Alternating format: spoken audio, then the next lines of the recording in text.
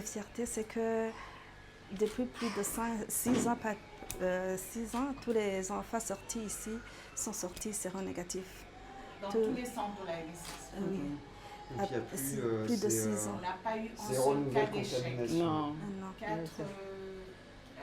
896 enfants qui sont sortis, tous Séronégatifs. Bravo. Ouais. Notre grand souci maintenant, les décès, c'est hypertension, diabète. Beaucoup plus. En fait, c'est pour ça que nous faisons même les soirées de gala, parce que l'année passée, nous avons perdu 57 personnes. Jusqu'en mars, on avait déjà perdu 22.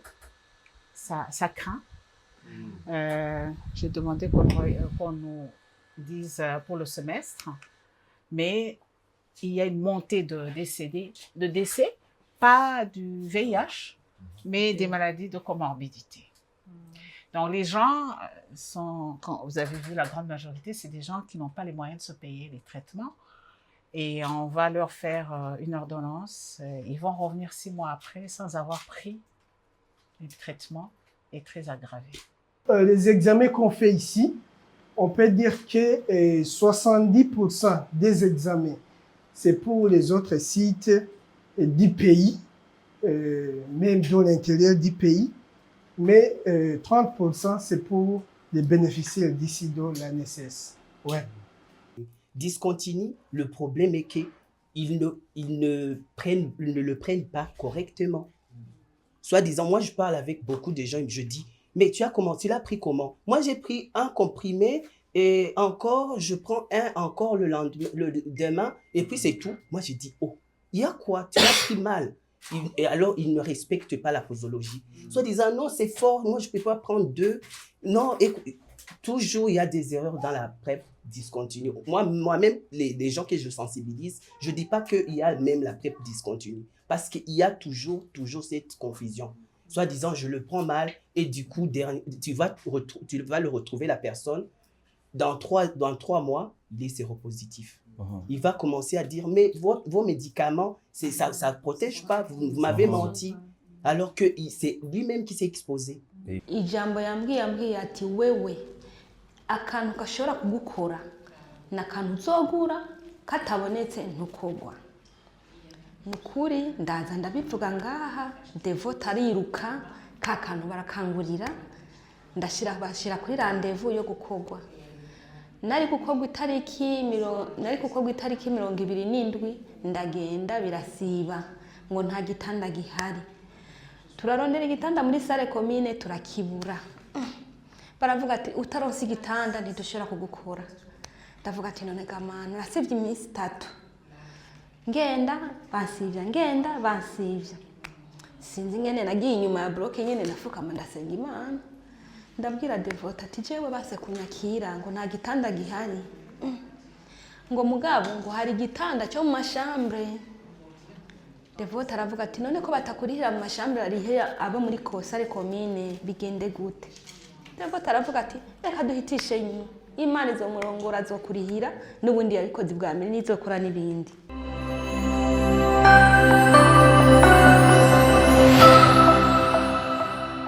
Ndabaramukije cyane ndabahaye ikaze bakunzi bacu nizere ko mugo neza je mizinza cyane ndashima Imana uyu munsi n'umunsi mwiza twaje gutemberera ikigo citwa ANSS Santé Plus ndazi benshi murakizi ako mushaka kwa mutazi ngo bakora ibiki by the way nitwozira kozi kabaye jengira ibiganiro byinshi ngaha anye mugabo uyu munsi ntimuza kumbona cyane kora ko nje kubereka ibindi birenge kubona abasura yacu no kumva twari twenyene nkuko nabivuze mu ntango twagendeye ikigo ANSS Santé Plus gifasha mu kugwanya umugera wa sida guherekeza abagenda n'umugera wa sida eka nibindi mugabo hari ibintu byinshi bakwaje mu mise twarazinga turavista ngana na Dacia na Miss Burundi and twarabaye choqué. Hano hakorerwa ibintu byinshi cyane bifasha mu guteza imbere igihugu cacu. Hari laboratoire ngahanye itembere cyane ngaha mu Burundi ipima ifasha ibindi bitaro byinshi bikomeye ngaha mu kugira ngo bashobore gutora canke gutora ingwa canke gushobora gupima ibipimo byabo. Uyu munsi rero twaje nkuko mubizi harongowe n'umuvyeyi wacu dukunda cyane Madame Jeanne Gapia nawe nyene ari ngaha agira dutembereze atembereza abashitsi babagendeye nawe nyene baje kuraba ibikorwa vya ANSS Santé Plus rero nawe mukabura umuntu wumva ushaka kumenya ibintu bakora muri ANSS uze kuraba iyi video ndazi kuza kuryoherwa kumva ko hari abantu mu Burundi bakora kuri ibikorwa bishimwa n'abantu n'Imana ntaravuga vyinshi ndanabibutse yuko iyi vendredi dufise soirée de gala kuri Splash kwinjira ku mafaranga asanzwe ku bibanza bisanzwe n'amafaranga 200 ticket sponsor ku bantu bifuza gushigikira ibikorwa vya ANSS ni 2,500,000 mukaba muzamwicaye muri abantu 8 mufise n'umuvunyi ku table yanyu hama ticket VIP ni 1,500,000 iyo soirée de gala resi yo guterera cane gose burya ngo na ANSS musango uzofashije abarundi bagenzi bawe bari mu buzima butameze neza ukwifuza kubamwe mugabo wumva woshaka gushigikira bashaka kuva mu bwo buzima kandi benshi akaba ari abafakazi n'imfuvyi murabizi ko ufashije umufakazi n'imfuvyi ni muri abantu bazi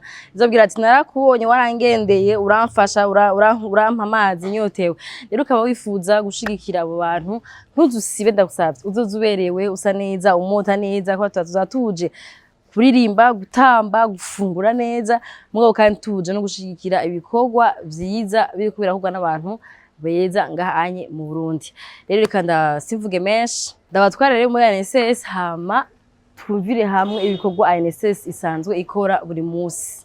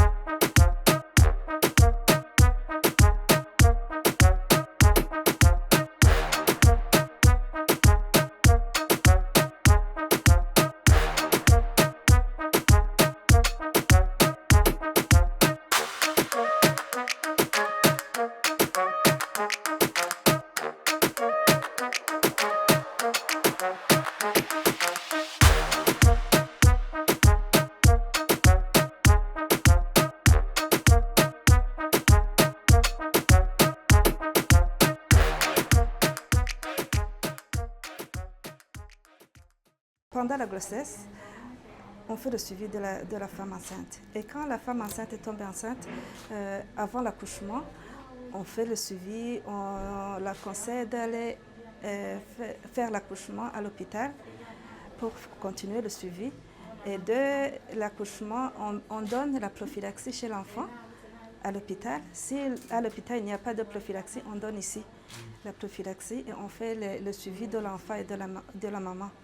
L'enfant, on fait le suivi, la PCR1 se fait à 6 semaines après la naissance, la PCR2 à 9 mois, la PCR3 se fait à 6 semaines après le sevrage. On fait le sevrage à 1 année. Et puis pendant tout ce temps, on conseille la maman de faire l'allaitement maternel sans donner aucun supplément jusqu'à 6 mois.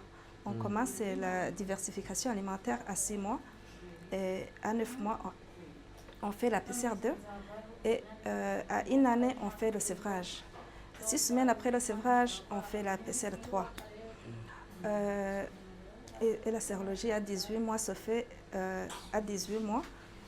Et la maman continue à faire le suivi avec les charges virales. La fierté, c'est que depuis plus de 6 ans, 6 ans, tous les enfants sortis ici sont sortis séronégatifs. Dans tous les centres de la LSS. Oui. Donc, il y a Plus de 6 ans. On n'a pas eu un zéro seul cas nouvelle d'échec. contamination. Non. Non. 896 enfants qui sont sortis, tous Négatif. Bravo. Hein, franchement. Et depuis 2017, donc bientôt 9 ans. Depuis 2017, on n'a pas eu un seul cas d'échec. Mais c'est grâce au suivi communautaire.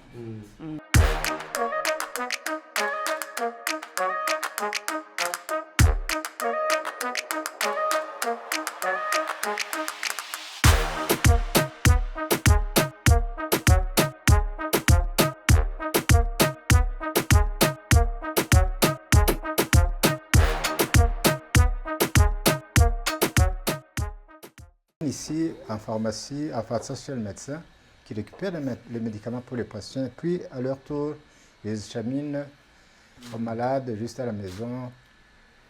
Et puis aussi, il rappelle aussi à ces patients les rendez-vous.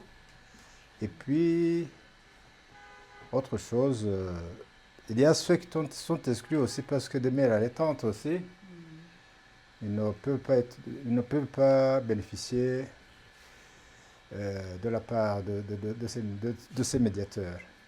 D'accord. Ah oui.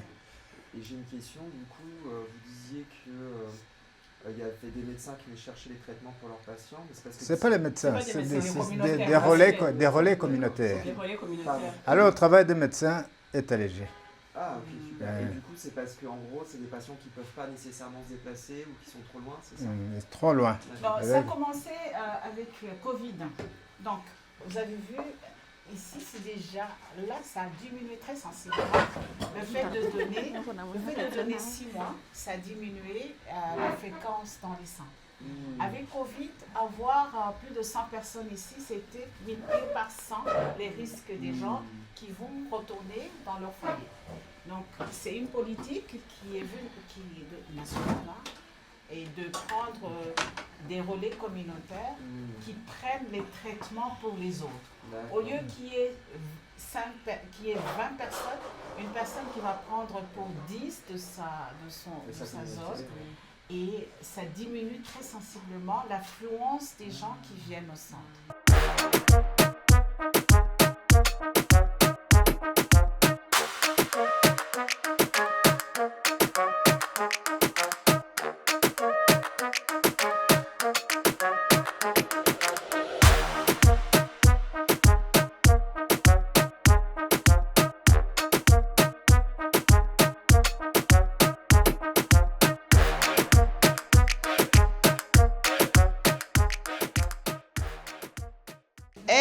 Elle est en même temps celle qu'on nous a donnée pour... Et oui, celle dont on vous parlait qui vient de l'association Papo des usagers de drogue.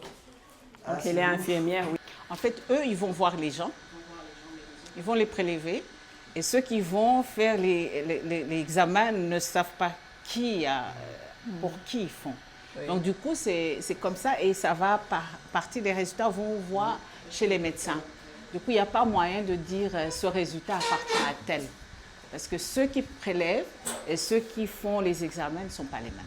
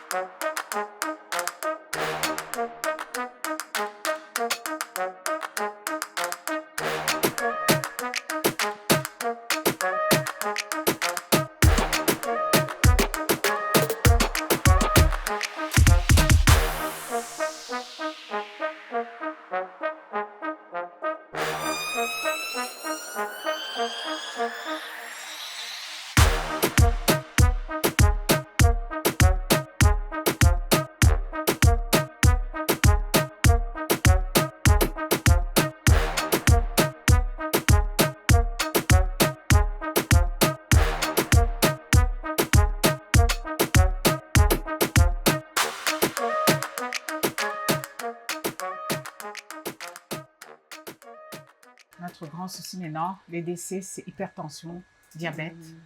Beaucoup plus, en fait, c'est pour ça que nous faisons même les soirées de gala, parce que l'année passée, nous avons perdu 57 personnes.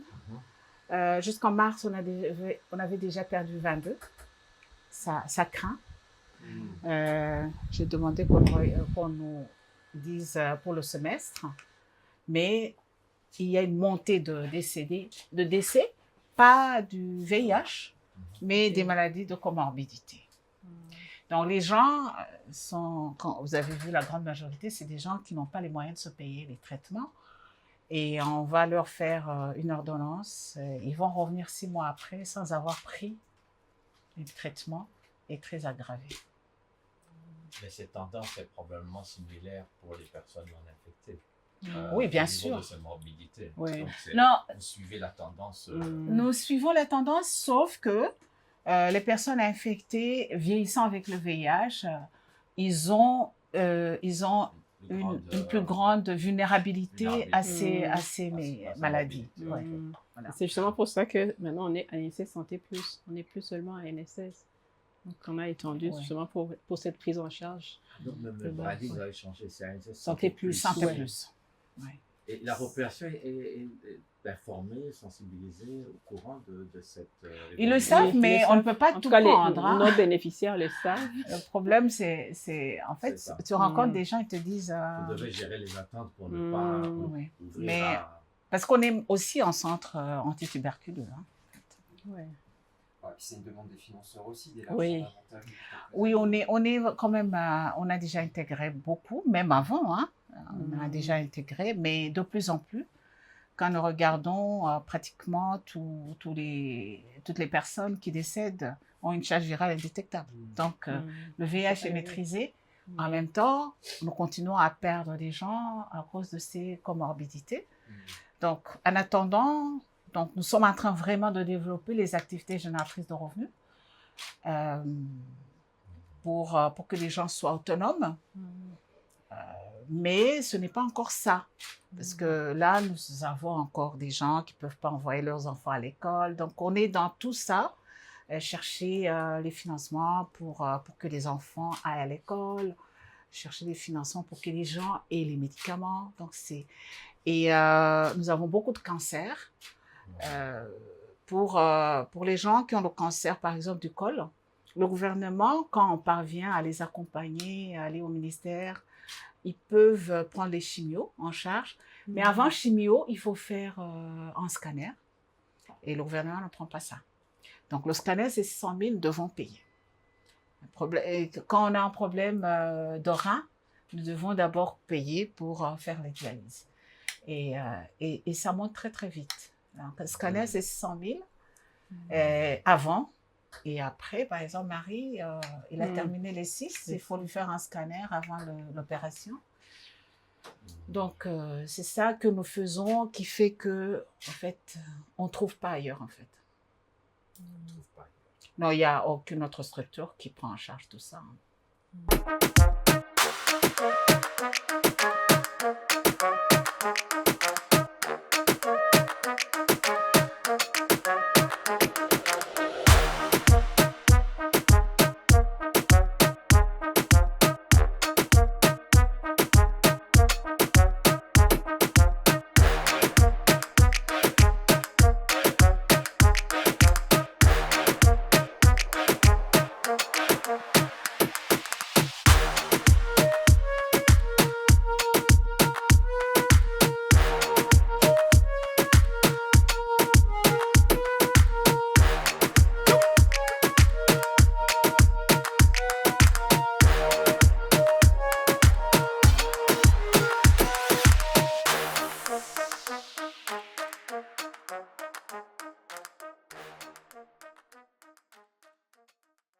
Ok, bienvenue. Ça, c'est le labo de la NSS.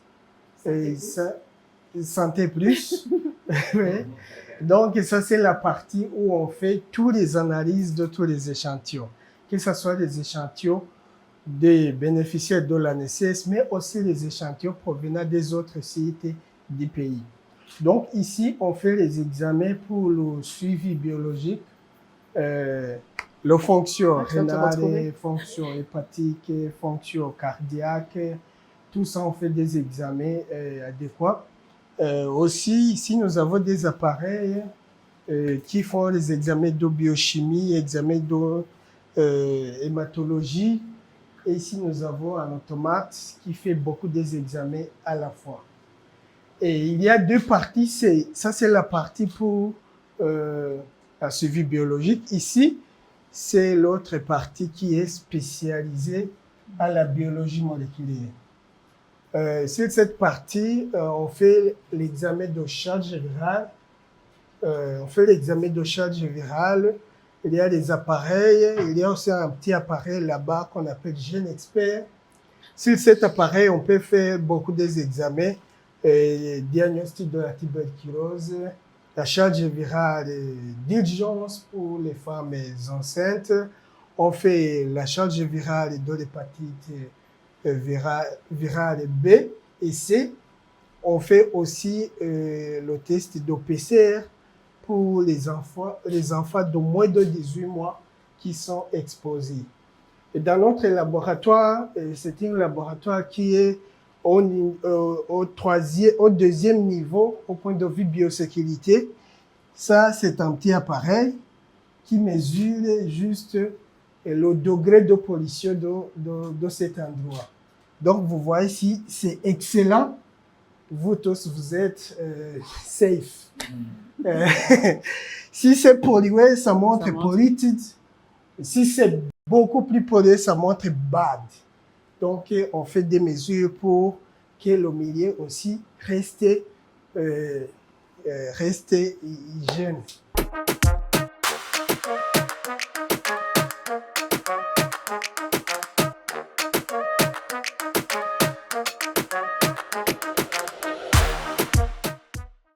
Donc, le service psychosocial a à peu près 4 sous-services. Et nous avons séparé le sous-service qui s'occupe des enfants et celui qui s'occupe des adultes pour ne pas avoir la chaîne. Et puis aussi pour avoir assez de temps pour écouter les doléances des bénéficiaires. Nous avons aussi le sous-service de renforcement de l'observance où nous accueillons les nouveaux cas qui viennent de se faire dépister positifs. Et puis, nous leur donnons nous appelons ça l'éducation thérapeutique du patient. Donc, l'éducation de base, on lui explique tout ce qui est de la maladie. Et puis, pour ce qui est de la prise des traitements, tout ce qui est régularité dans la prise des traitements et tout.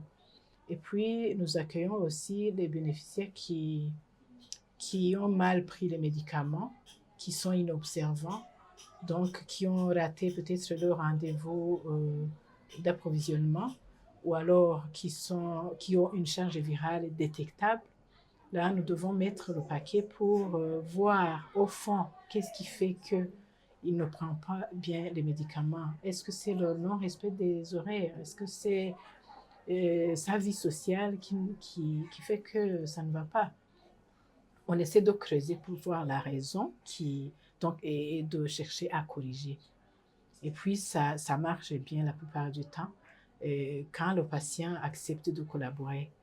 Et puis, nous essayons de les suivre aussi. Nous essayons de les appeler pour les groupes de parole, là où ils rencontrent les autres qui leur témoignent de leur vie avec les médicaments, avec les traitements.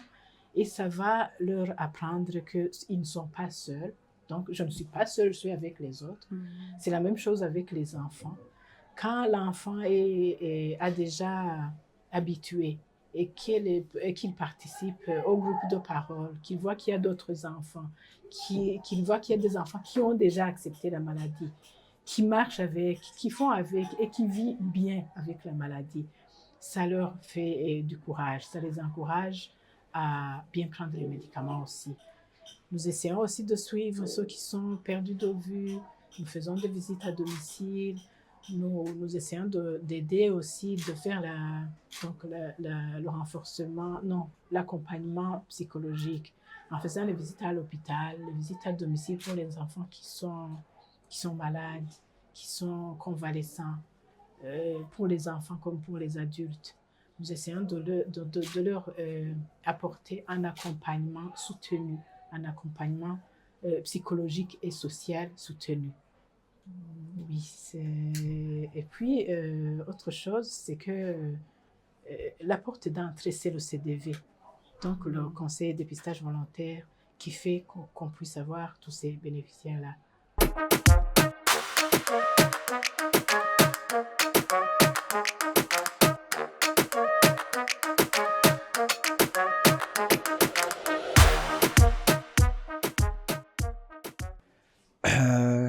Mon nom c'est Ndaïsava Thibault.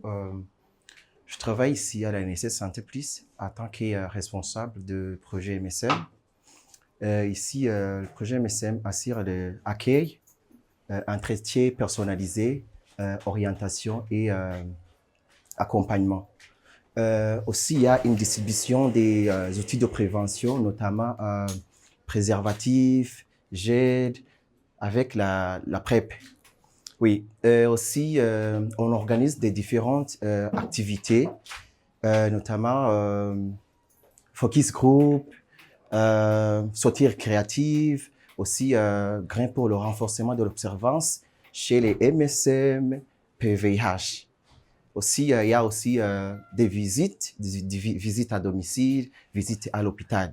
Je travaille beaucoup plus avec les pères éducateurs.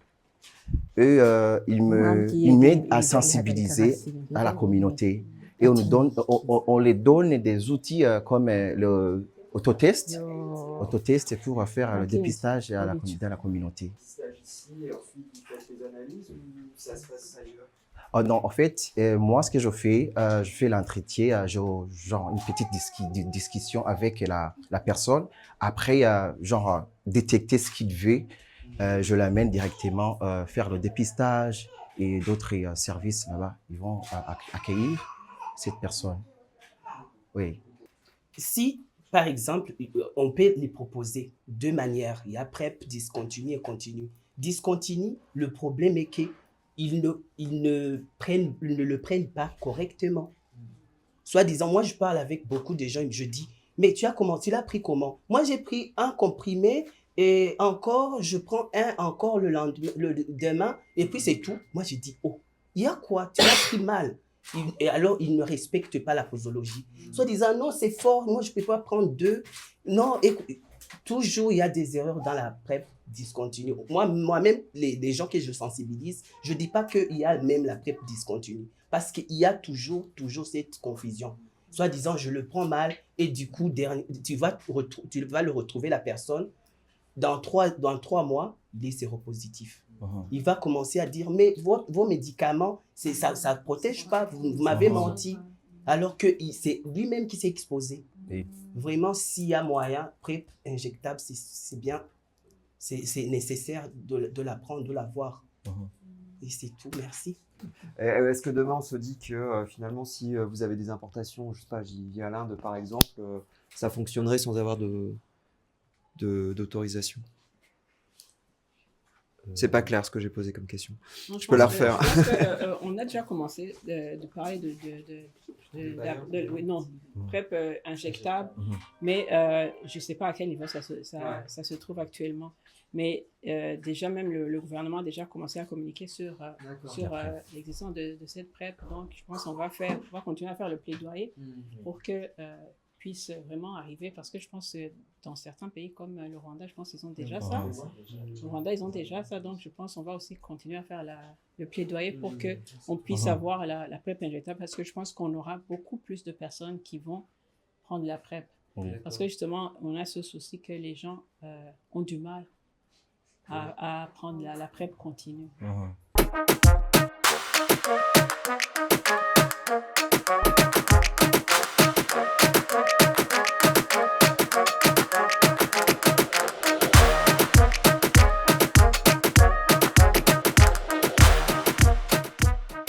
Santé Plus, comme vous l'avez entendu, je suis responsable du conseil de surveillance ici.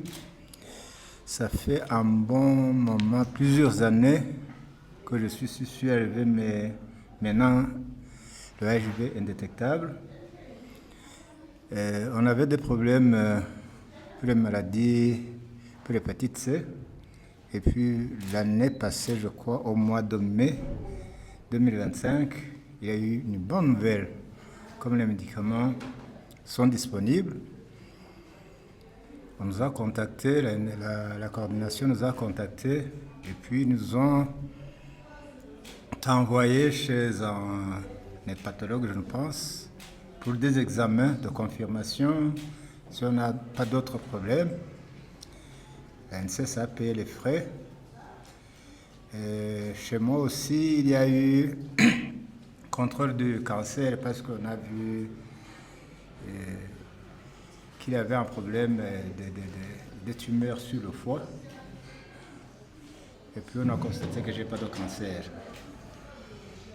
Ça faisait un bout de plusieurs années qu'on ne parvenait pas à avoir ces médicaments. Mais après les examens, on a été au PNLS. On nous a donné, moi j'ai reçu les médicaments pour 6 mois. Et par après, j'ai subi des examens de contrôle et j'attends la deuxième contrôle après une anesthésie vers la fin de ce mois.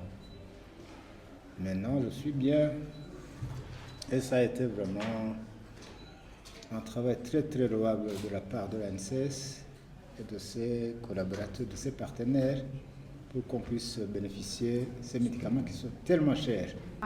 jewe nkaba ndi ngaha muri centre turiho hakaba ari ibintu byinshi bamfashije cyane bijyanye no mu bihimba by'irondoka akaba ari indwara ya kanseri yo mu gitereko hama kugira ndabimenye naraje kwivuza baca barambaza yuko nipimishije kanseri yo mu gitereko baca barambwira yuko bapima ku munsi wa 4 icyo gihe naragize n'ubwoba mugabo navuze ati imbere ya byose reka numve ko amagara yanje ameze neza candaza icyo gihe kweri hari umuganga yitwa Devota yarankurikiranye cyane ndagenda ndipimisha ubwa mbere barambwira yuko batabibona neza nze ngaruke burya ubugira kabiri ndagaruka baca baravuga ati yuko hariho icyuma bazana bavuga ngo nicyo guturira rero nanjye maze kubimenya ndavuga ati icyo cyuma cyo guturira ifu yuko bopfuma bamvura bigakira naragize n'ubwo bandarira ndamererwa nabi mugabo abaganga barambaye hagufi barafatafata mu nyuma niho nagarutse baca barazana kandi icyuma kugira baturire cyane babwira ati barahejeje guturira toya tereka rero tugushire kuri randevu yo kubagwa ndavuga bambage ndavuga ati none katamahera afise no yakura hehe baca barambwira ngo nta ngorane tuzobigufashamo umuganga Devota yarambaye hagufi aguma ndonderero umuntu afasha mu nyuma barantuma ibipimo ngahanye baguma bandihira ndagenda kwa muganga muri Rwakarede barashyira kuri randevu baraza barandihira consultation muri bloc mbo barambaga hari tariki imwe hazari tariki 3 zo kwa mbere muri 2024 burya namaze y'ukwezi n'imisi 15 ntashe haca hongera harabomoka ama-intestin akaza araca mu ruhande atarigo mu nyuma ndagaruka ndabibwira Devota mbabaye cyane aramba hagufi arambwira ati nta ngorane bizohera arandonderera undi muganga ndasubirayo barangirira ibipimo kweri baranyitayeho cyane kandi Imana ibahezagire bandonderera umuganga baca bashyira kuri randevu kandi yo kubaga wa muganga yambaga ubwa mbere ni nawe yashyize kuri randevu itariki 4 z'ukwa 4 ndasubirayo barongera barankora namaze y'ukwezi n'imisi 5 ndavayo ndataha kweri barambaye hagufi baraza barandihira ndasohoka ibitaro ndataha ngeze muhira hongera harasubira biranka ndavuga ati mama yanjye byoba byarapfuye hariya bica biza ahandi niyo mpamvu haguma habomoka ndumva ndiyase umubiri nyine ndumva yuko atari jewe ndagaruka ndabibwira Devote arambwira ati nta kibazo reka mbanze nkoma amashi mbaze wa wundi yakuvuza ko yobandanya kukurikirana mu bisanzwe kweri yamwishunyisha neza nanjye acunyisha nziza numva ndanezerewe ku mutima ndasubira kwa muganga barangirira amagizame baca baranka wa muntu yankora aca aranka kunyakira kandi aca avuga ati wewe reka ndakugire transfert uje muri chirurgie ndaza ndabibwira Devote arambwira ngo nta kibazo ngo nta kibazo nca ndagenda muri chirurgie ndarondera umudokiteri uwo mudokiteri ndamuronka ijambo yambwiye ati wewe akantu gashobora kugukora n'akantu uzogura katabonetse ntukogwa nukuri ndaza ndabivuga ngaha Devote ariruka ka kantu barakangurira bashira kuri rendez-vous yo gukogwa nari gukogwa itariki 27 ndagenda birasiba ngo nta gitanda gihari turarondera igitanda muri salle commune turakibura baravuga ati utaronse igitanda ntidushobora kugukora ndavuga ati none gamana nasivye iminsi 3 ngenda bansivya sinzi ngene nagiye inyuma ya bloke nyene nafukama ndasenga Imana ndabwira Devote ati jewe base kunyakira ngo nta gitanda gihari ngo mugabo ngo hari igitanda cyo mu mashambre Devote aravuga ati none ko batakurihira mu mashambre arihe aba muri kosare commune bigende gute Devote aravuga ati reka duhitishe Imana izo murongora zo kurihira n'ubundi yabikoze bwa mbere nizokora n'ibindi nyakuntunga wankurikirana arabandanya ankurikirana aravuga ati ni mu muronderera igitanda bamukore cyo gihe baca barankora bankoze itariki 12 z'ukumunani ca ndinjira muri bloke barakora baca barandondera chambre ndinjira rero haca hagorana gusohoka kubera uko nahejeje imiti bansohoye uko narara niko amahera yagenda yurira ndaza ndabivuga ngaha baca baraza kuriha barishayo bamparuriye baca basanga kubera wa mwanya naguma ndi hajya amahera yaduze hari hasigaye 100 menga na 200 kubera amahera dasohokera kimwe burinda kuyasinyira baragenda barabona n'umukuru wiwe wabya bitaro arababwira ngo ntibishoboka kava ngaha mutayarishe baca barambwira ati nta kibazo ndagiye kubivuga ya mahera baca baraza barayariha ndasohoka nukuri kuva ico gihe nta kindi kibazo ndasubira kugira gusa ya madurere hahandi baguma bacisha imbugita ni ha madurere atahera mugabo naho nyene haragira ya hahera nkumva ameze neza nukuri ndabakengurukiye cyane ibyo mwankoreye muzo bikorere n'abandi mwarahezagiye. L'évolution qui a eu lieu avant, on avait un test visuel à l'IVA, un test qui montre les lésions qui sont déjà là, qu'on peut voir, qu'on peut visualiser quoi. Puis après, on a évolué, on a introduit le test HPV qui cherche le virus même avant les lésions. On peut savoir maintenant que le virus est là, même en l'absence de lésions. Et là, on peut traiter précocement. Ce qui est un avantage par rapport au premier test qui était visuel, là où on devait voir quand les lésions sont déjà là. On traitait alors que les lésions sont là. Certaines avaient beaucoup de chances, des chances de guérison, d'autres pas. On devait faire l'hystérectomie et autres manœuvres. Mais maintenant, qu'on peut voir précocement, on peut traiter à la cryothérapie, thermocoagulation. Donc, le cas de la dame, ça veut dire que quand on l'a traité, on a fait le test à l'IVEA, on a vu qu'il y avait beaucoup de lésions. Maintenant, on a dû faire un traitement instrumental. Oui, on a dû faire un traitement instrumental. Peut-être qu'il n'y avait pas encore le matériel, mais après que le matériel a été disponible, elle a pu se faire traiter. Maintenant, elle parle d'une guérison. Elle trouve qu'elle va mieux parce qu'elle n'a plus de douleur, elle n'a plus rien. Maintenant, elle se sent bien. Oui, merci. Ce que je pourrais ajouter, en fait, dans l'approche de la LSS, en fait, il y a des choses qui ne sont pas subventionnées et auxquelles on fait face et on doit trouver absolument une solution. Donc, dans les subventions, il y a tout ce qui est ces tests préliminaires, mais quand il y a besoin de référencement, toutes les opérations ne sont pas toujours couvertes, parce que ce n'est même pas budgétisé. Il y a des fois où on peut aller vers le bailleur, en l'occurrence SIDAction par exemple, dans un des projets. C'est moins rigide qu'avec expertise. Donc on peut dire on a un cas et on donne toutes les évidences, même les papiers médicaux.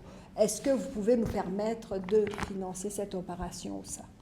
Il y a des limites. Mais quand on n'a pas ça, c'est là où on doit courir auprès des partenaires, pas des partenaires, même les amis. C'est ça, c'est le genre de mobilisation qu'on fait, parce que même au niveau des médicaments, des comorbidités, c'est pas subventionné. On a tout ce qui est ARV, des fois quelques médicaments qui peuvent arriver pour les IST, mais quand même, la plupart des autres maladies, on doit nous-mêmes mobiliser les fonds. Donc c'est ça en fait pour le grand challenge avec le vieillissement du VIH, où on a beaucoup de cas d'hypertension, de diabète. Quand on n'arrive pas à mettre sur des projets subventions, on peut avoir un petit budget sur un projet pour des médicaments, mais ça ne couvre pas toujours, mais on jongle. Notre priorité, c'est toujours au cœur de tout ce que nous faisons, c'est la personne. Donc on doit courir à gauche, à droite. La présidente, elle ne dort pas quand elle sait qu'il y a une personne qui n'a pas pu avoir un médicament. Donc c'est un peu... Mais c'est l'esprit communautaire, on doit être solidaire, même parmi les membres. Et maintenant, avec la crise de 2025, ils font même... comment un petit fonds de solidarité même entre eux. Et aussi la défense des droits des personnes infectées, d'où le nom Tuliho, parce que quand nous avons eu ça, personnellement, j'ai perdu mon premier mari, mon enfant. L'hôpital ne voulait pas des personnes infectées, c'était des malades de plus. On disait, bon, il faut les amener à la maison parce qu'ils prennent des lits, des gens qu'on peut traiter, donc il ne faut pas les garder. Donc, quand nous avons eu le centre Tuliho, le Tuliho, ça veut dire nous sommes vivants, nous sommes là, pas des morts vivants, mais des gens qui sont en vie. Donc c'était vraiment pour défendre le droit, même s'il n'y avait pas les traitements. Une personne qui avait une diarrhée qui n'arrêtait pas, on pouvait le soulager. Mais en même temps, c'est la période où les gens n'avaient pas d'informations, même les médecins n'avaient pas d'informations. Alors, très très vite, c'est comme ça que nous avons commencé la prise en charge des dépistages d'abord. Et puis, en 1997, nous avons commencé les négociations pour importer les ARV au Burundi. C'était avec Cipla, c'est une femme indienne qui ne travaille pas avec le gouvernement. Mais avant 1997, je pense qu'il y a quelque chose qu'on n'a pas mis. Avant 1997, nous avons négocié avec Glaxo, qui importait la buthérapie, 2 molécules. Mais 1996 déjà, le Burundi était sous embargo. Donc, médicaments, même ceux qui avaient l'argent ne pouvaient pas se le payer. Donc, on a négocié avec Glaxo, avec son représentant, pour qu'il importe, qu'il les amène, parce que c'était compliqué, même ceux qui pouvaient se le payer, de les avoir. Mais c'était tellement cher qu'ils disaient, ben, c'est pas possible, je ne pourrais pas les écouler. Mais moi, j'avais déjà 20 personnes, alors 20 personnes qui étaient capables de se payer ces traitements. 20 personnes dans tout le pays. Mais c'était 350 000, hein. À ce moment, c'était énorme. Et donc, on a importé ça. Mais à partir de ce moment, nous avons vu que c'était possible si on pouvait les faire venir. Et le monsieur disait, c'était 350 000, une bithérapie. Et le représentant de Glaxo, qui travaille avec Hakem, il nous a dit, si vous pouvez négocier que ça soit importé sans taxe, les médicaments au Burundi étaient taxés de 40%. Donc, ce qui faisait l'augmentation des prix. Et qu'on ne met pas de marge bénéficiaire. Et ça, c'était compliqué. Qui pourrait, une pharmacie privée, qui pourrait importer sans mettre de marge bénéficiaire? Il fallait absolument demander au gouvernement un fonds. Et le fonds, pour avoir le fonds dans un pays sous embargo, un pays qui était vraiment, je crois, en tout cas dans des problèmes, c'était compliqué. Mais, juste pour mon information perso, pourquoi le pays est sous embargo? C'était politique, hein. Je disais, il y a coup d'État, on le met sous embargo économique par la sous-région. D'accord. Et donc, nous avons négocié le gouvernement d'arrêter de mettre, d'avoir les taxes de 40% et de mettre le fonds de solidarité, ce qu'on a appelé le fonds de solidarité thérapeutique. Mais c'était vraiment, je crois que parmi les choses dont je suis fière pour le plaidoyer, c'est ça. Parce que pour y arriver, il fallait voir chaque ministre individuellement. Ouais. Mais en même temps, arriver devant les ministres, ce n'était pas trop compliqué parce qu'il n'y a aucun ministre qui n'avait pas un membre de la famille qui en avait besoin. Donc c'est allé très vite. C'est passé au Conseil des ministres.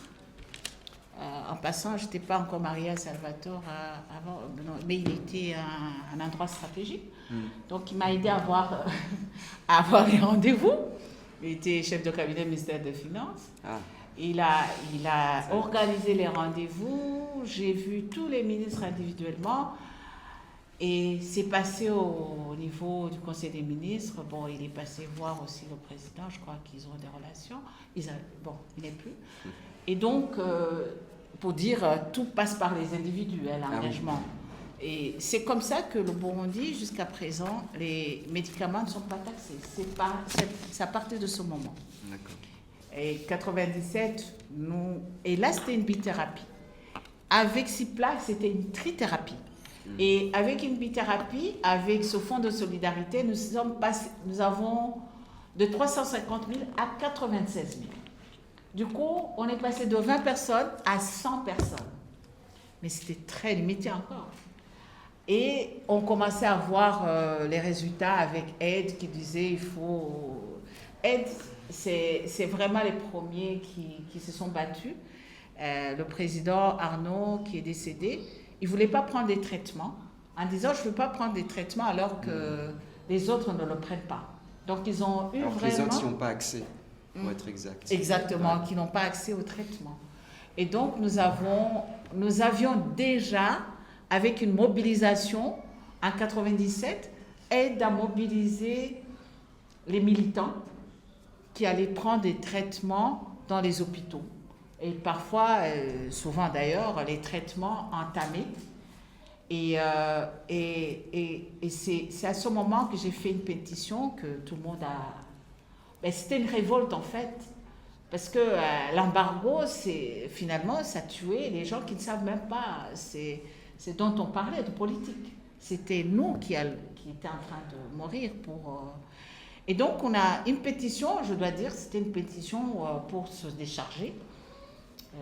De dire pourquoi nous sommes en train de mourir, pourquoi.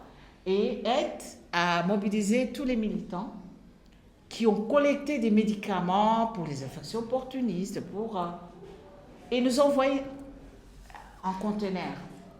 Un conteneur de médicaments, je dois dire, je ne m'y attendais pas et ce n'était pas le but. Hein. C'était juste pour que je sois déchargée. Hein. Et on m'envoie les traitements, je ne suis même pas infirmière, je n'ai aucun médecin. J'ai des malades et j'ai des traitements. On avait un local qui était exactement comme le bureau de la coordinatrice, c'était le tout. C'était un endroit pour qu'on aille, pour que les gens viennent pleurer, c'était tout en fait. On nous amène des médicaments, une tonne de médicaments, je ne sais même pas où les mettre, mais quand même, au PNLS, on nous donne un endroit où les mettre. Et donc, c'est là où le début de la prise en charge médicale, je vais voir les médecins. À cette période, vraiment, je n'étais pas en bonne relation avec les médecins. Je trouvais que... Et ces histoires, je disais, le serment d'Hippocrate que vous avez privé. Parce que même s'il n'y a pas le médecin, si vous ne pouvez pas, il faut crier au moins. Mais dès que les médecins ont compris, on a eu 3 médecins, dont un qui devait venir pour la soirée pour dire comment. Les 3 médecins donnaient une demi-journée par semaine. Et on a eu 20 infirmiers qui ont dit notre récupération se fera à la NSF. Et donc c'est comme ça que nous avons commencé la prise en charge. Nous avions des médecins qui traitaient bénévolement, des infirmières qui prenaient le sang, qui donnaient les médicaments. Et donc, du coup, on a commencé à être un centre de prise en charge, le seul au Burundi. Et d'ailleurs, sans demander la permission, j'aime bien ça, parce que je ne savais pas qu'il fallait demander la permission. L'inspecteur Boneko, il est venu avec Peter Piot, qui était venu, et il demande, vous avez la permission? Je dis, quelle permission? Il dit, vous faites, c'est un centre de santé? Je dis, oui. La permission, je dis... il y avait un vide, hein, j'ai comblé le vide, il faut m'amener la permission. Et c'est comme ça qu'on nous a amené la permission. On ne l'a pas demandé. On a comblé le vide qui était là. Et c'était grâce justement à Ed qui nous a envoyé des médicaments qu'on n'attendait pas. Et c'est parti de là. Et à la fin, donc, en 98, on commence avec Cipla, 3 molécules. Nous passons de 96 à 36 000. Et c'est 2002 que nous commençons les soirées de gala, de mobilisation des fonds des gens en disant, si vous avez un parent, mettez-vous à 5 et payez le traitement. Parce que si c'est votre sœur, oui c'est bien, peut-être vous allez prendre leurs enfants, mais vous n'allez jamais remplacer leur parent. Mais en cotisant, vous allez garder votre sœur ou votre frère, et le parent va garder ses enfants et au moins vous aurez gagné sur tous les plans. C'est comme ça que les soirées de gala ont commencé. C'est en 2002 du coup. En 2002, notre première soirée de gala. Et quand le Fonds mondial est arrivé, on avait déjà une cohorte de 400 personnes qui étaient sous traitement. Et le Burundi a obtenu les financements grâce au travail de la NSS.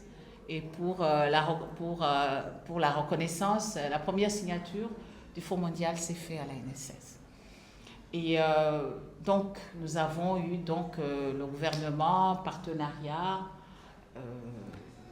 la formation, parce qu'on avait déjà les... En fait, je dis toujours que c'est la pépinière des médecins VIH, parce que tous les médecins VIH sont passés par la NSS. C'était... Après, nous avons continué à former, mais à élargir avec une plateforme, parce qu'il y avait vraiment un grand souci d'implosion interne, parce que tout le monde était ici et on n'était pas capable de faire tout. Donc, il fallait faire une formation pour que les gens aussi aillent à l'extérieur, dans d'autres sites. Alors, ça, je l'ai dit. C'est ce que tu as dit. Donc, l'appui, c'est vraiment un partenariat historique. Celui qui était ici vient de le démontrer. On a eu même des gens qui étaient très, très malades. Aide nous a aidés à avoir leur visa, à prendre en charge des gens qui ne pouvaient pas avoir les traitements ici. Alors, le réseau Aide... la gouvernance partagée. Moi j'ai été au conseil d'administration de Aide quand il était même président. C'est une organisation très très communautaire. Et on a beaucoup appris de Aide. Et réciproquement. En fait, l'idée, parce que nous, le conseil d'administration, c'est un peu le même modèle que vous ici au Burundi. On a des volontaires qui sont dans différentes régions de France, qui sont élus par leurs pairs pour les représenter au conseil d'administration. On a quelques médecins, quelques professionnels, quelques personnes comme moi qui venaient de l'extérieur mais qui apportaient autre chose comme la recherche de fonds par exemple ou une capacité de plaidoyer. Et la volonté, c'était toujours de s'ouvrir à l'extérieur aussi pour pas être fermé que sur la France parce que la lutte contre le VIH, c'est international. Donc c'est dans ce cadre-là que il y avait Akima, qui était la présidente de Coalition Plus, toi, pour les relations historiques qu'on avait avec le Burundi, et puis une autre personne dont je ne sais plus qui c'était. C'était pour... C'était pas Africa Portugal. Gay. C'était Africa. Ah bah c'était Yves. C'était Yves Yombe. Voilà. Et l'idée, c'est qu'on ait toujours cette relation très privilégiée et cette interpénétration quand même assez forte. Parce que c'est comme ça que ça fonctionne et qu'on souhaite continuer à fonctionner. Pardon, je t'ai... Et donc, voilà, la suite, c'est la dernière. Carrément. Mais avec même le partenariat, le renforcement de capacité, ça nous a permis aussi d'avoir après les conventions avec le Fonds mondial, les Américains. Et là, on va revenir sur la réalité. Bon, alors, l'ANSS est dans elle a 5 antennes, sites de prise en charge. Il y a à Kirundo, comme vous pouvez voir les gros bleus, Kirundo, Bujumbura, ici Turiho, Gitega, Rumongue et Makamba. Bon, et là, c'est là où on a des sites de prise en charge, mais on a aussi des centres de convivialité. On est en fait si on regarde par rapport à l'intervention, c'est national, mais avec 5 juste sites de prise en charge. Au niveau, avec le Fonds mondial, on est le sous-récipiendaire communautaire. Donc, si on est le sous-récipiendaire communautaire, c'est-à-dire qu'on couvre tout le pays. Par exemple, tout ce qui concerne la distribution des intrants de prévention, nous devons faire la couverture. Et là, c'est la file active au 30 juin 2026. C'est presque 6 000, 5 900. Donc, vous pouvez voir sur le diagramme, c'est le premier site, c'est ici à Bujumbura, et puis Kirundo, Gitega, Makamba, Rumongue. Voilà. Et l'autre chose qu'on n'a pas dit, pour être membre de Coalition Plus, il faut d'abord une transparence dans les comptes, il faut une bonne gouvernance. Et ça, c'est pour ça que c'est que l'ANSS qui remplit ces conditions. Parce qu'au niveau de l'ANSS, depuis 2012, nous avons chaque année des audits externes. Et depuis 2012, nous avons des comptes certifiés sans réserve. Ça fait partie des choses qui nous rend libres aussi. Hein. Je dis toujours, hein, c'est important qu'on soit libre en disant je peux me regarder dans le visage et c'est comme ça que les Burundais de la diaspora, on parvient aussi à les mobiliser pour aider parce qu'ils savent que le centime qu'ils vont donner va arriver à la personne. Donc ça c'est important et j'aimerais que dans vos présentations, ça vous en tenez compte. Parce que ça fait partie des choses. C'est vrai que les Burundais, nous ne savons pas nous vendre, mais aujourd'hui, il faut nous vendre. Sauf Jeanne Gapilla. Ah bon, j'apprends parce que j'ai été à Aide. C'est important parce que... Même sans aide, tu as toujours su bien te vendre. C'est important de dire la valeur ajoutée. Hein, parce que, et les standards, gouvernance... Et quand on dit que vraiment c'est à la base, depuis la base, nous avons, c'est des gens qui ont un pouvoir et que nous suivons en fait. Je dis toujours, ce sont eux les chefs qui donnent le ton de là où on va. Donc nous avons la chance, nous parlons la même langue. Quand nous devons faire les retraites pour nous évaluer, chaque antenne, les bénéficiaires sont là. Il y a les représentants. Bon, ici, c'est comme un client, finalement. Oui, exactement. La législation nous a imposé d'avoir un conseil d'administration de 5 personnes. C'est ça, les ONG, c'est la règle. 5 personnes, que 5, on était 23, parce que chaque antenne était représentée. Quand on a fait 5 personnes, on s'est dit, bon, ok, on doit suivre ce qui est là, mais nous avons pu trouver comment nous organiser de façon que nous gardons toujours une représentativité. Donc, il y a les gens qui étaient au niveau du comité, ce sont eux qui nous représentent. Chaque antenne a un représentant des membres. Et il y a le conseil de surveillance qui joue le rôle comme un contrôle interne en fait. Et comment nous faisons dans le conseil d'administration, la présidente du comité du conseil de surveillance, elle siège sans droit de vote, mais elle remonte ce qui a été constaté chaque trimestre pour qu'il y ait déjà qu'on en tienne en considération sans attendre, parce que c'est un organe statutaire. Au niveau de l'Assemblée générale, ils sont élus au niveau de l'Assemblée générale, mais pour nous, ce n'est pas des contrôleurs qui surveillent, mais qui nous donnent des directives et que la direction est obligée de suivre.